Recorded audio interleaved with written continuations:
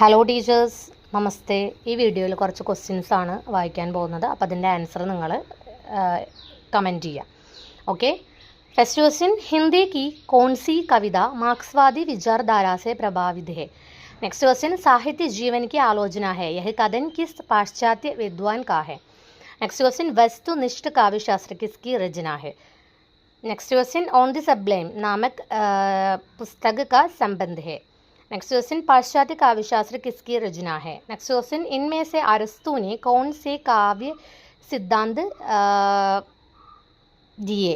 Next question, Sumitranand Pant की तुलना किस कवि से की जाती है? नेक्स्ट क्वेश्चन, लॉन्जाइन्स का संबंध है. नेक्स्ट क्वेश्चन, विरेचन सिद्धांत का जन्मदाता है. नेक्स्ट क्वेश्चन, काव्य में मुदात तत्व की अवधारणा का सूत्रपात करने का श्रेय है. അടുത്ത क्वेश्चन,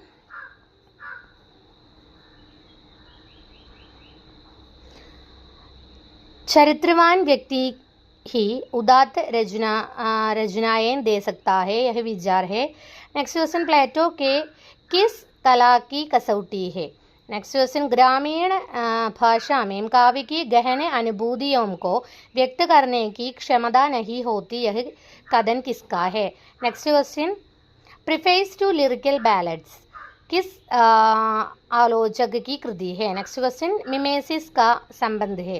नेक्स्ट क्वेश्चन, कौन सी रचना अरस्तु की है? लास्ट क्वेश्चन, कौन सा तत्व किसी रचना में औदात्य का विधान करता है? അപ്പോൾ നമ്മൾ ഇതിലൊരു 17 ക്വസ്റ്റ്യൻസ് വായിച്ചിട്ടുണ്ട്. അപ്പോൾ നിങ്ങൾ ഓരോരോ ക്വസ്റ്റ്യൻസും മനസ്സിലാക്കുക.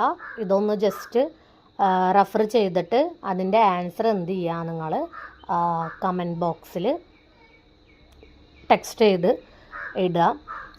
പാശ്ചാത്യ കാവ്യശാസ്ത്ര ആ ഏരിയയിൽ നിന്നാണ് കുറച്ചധികം ക്വസ്റ്റ്യൻസ് വന്നിട്ടുള്ളത്.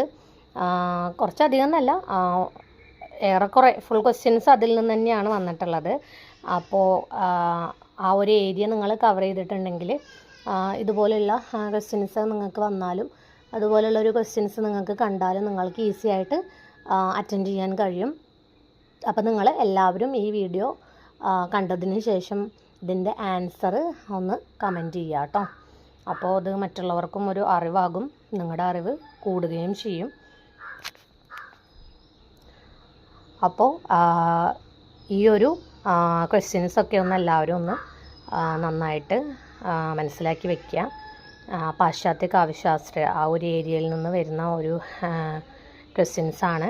അത് മനസ്സിലാക്കുക, നന്നായിട്ട് പ്രിപ്പയർ ചെയ്യുക. JLT മെയ് 28-നാണ്. തുടർന്ന് HST HHST എക്സാമൊക്കെ വരും. അപ്പോൾ അതിലേക്കായിട്ട് ഒരു പ്രിപ്പറേഷൻ കൂടി ആവും. അപ്പോൾ എന്ത് ചെയ്യുക, ആൻസേഴ്സ് കമൻറ്റ് ചെയ്യുക. ഓക്കെ, ധന്യവാദ്.